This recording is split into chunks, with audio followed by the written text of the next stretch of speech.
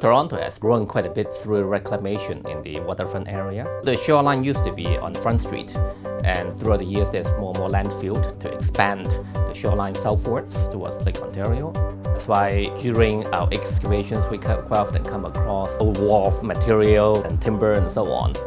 This is actually the first time we come across an actual artifact of a schooner. We knew one of the earliest wharves in the city is on that property. It was called the Queen's Wharf, and it was built in 1833.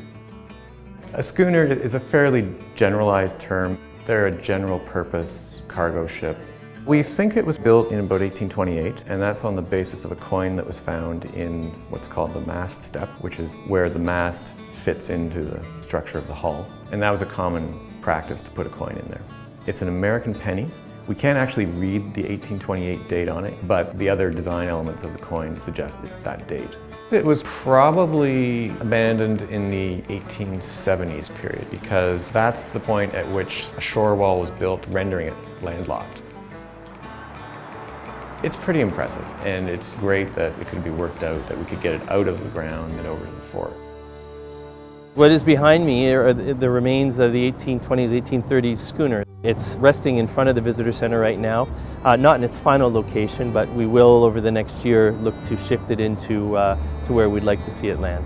One of the things we struggle with most at Fort York is how do we interpret what happened on the site for the public when the site that was originally on Lake Ontario 200 years ago is now half a kilometer from the water's edge. What we've done is we've created a new visitor center with a weathered steel facade that is meant to interpret the fact that there was a 15 to 18 foot clay bluff along the shoreline.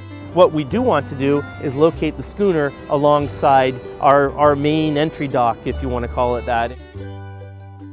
Archaeology is about artifacts, but at the same time, you're trying to use those artifacts to talk about something bigger, because many of the sites that we look at, they were inhabited by people who aren't necessarily that well reflected in the written record. So artifacts are kind of a route into getting a little more understanding of their lives. You know, it wasn't a warship and it wasn't a great explorer ship. It was a typical merchant cargo ship, and that is interesting in and of itself.